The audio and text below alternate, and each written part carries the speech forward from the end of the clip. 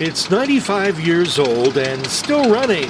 A 1926 Ford Model T Roadster owned by 89-year-old Anthony Fusco of Watertown, Connecticut. He bought it in 1950 for $15 after spotting it sitting in the previous owner's yard.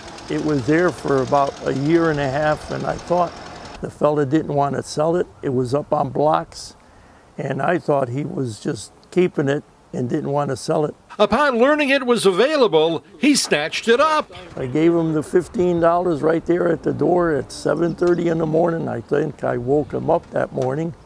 He was wiping his eyes when he opened the door. And so I was glad to get it.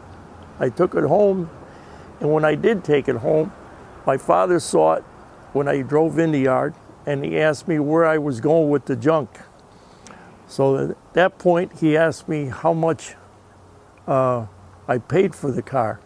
And I was afraid to tell him the right price.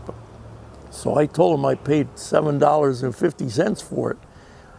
And even at that, he hollered and said that everybody was cleaning their yards and I was bringing the junk home. Fusco's affection for the Model T came about because his father owned one when he was a child.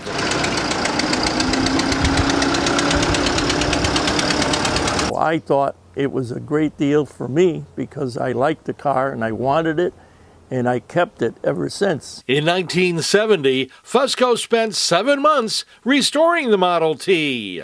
I took the body all apart. I replaced some of the rusted spots that were on it. I did that. Sandblasted the fenders. I sandblasted the part of the body, and I took all of the rust off. I had the engine out. I had the body off the chassis. I had nothing but the wheels left in the garage. And the neighbor across the street couldn't believe that I had the car all apart. And when I got it all back together, I showed it to him together, and he couldn't believe that I had put it all back together again, and it runs like a top. And to this day, I have no trouble with the engine. What the future holds for the Model T is uncertain. My son doesn't want it because he says he can't drive it, and not only that, he has 2 other cars that he's going to restore, and they're worth anywhere between $50,000 and $100,000. So he wants to restore his cars. He wanted me to sell this car and give him the money to pay for his restoration on the other cars, which isn't a bad idea on his part. Fusco has tried to sell it.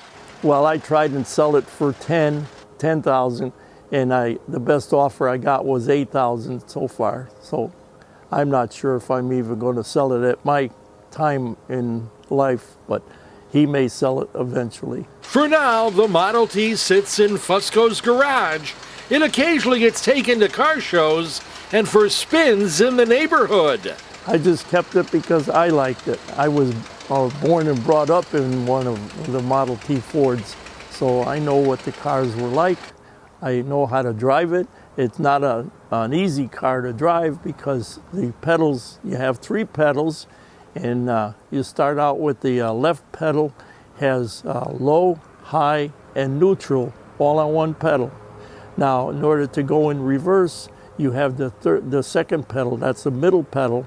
You have to push the left pedal halfway down and the other pedal in the middle all the way down to get reverse. And then you go into neutral when you come to a stop sign.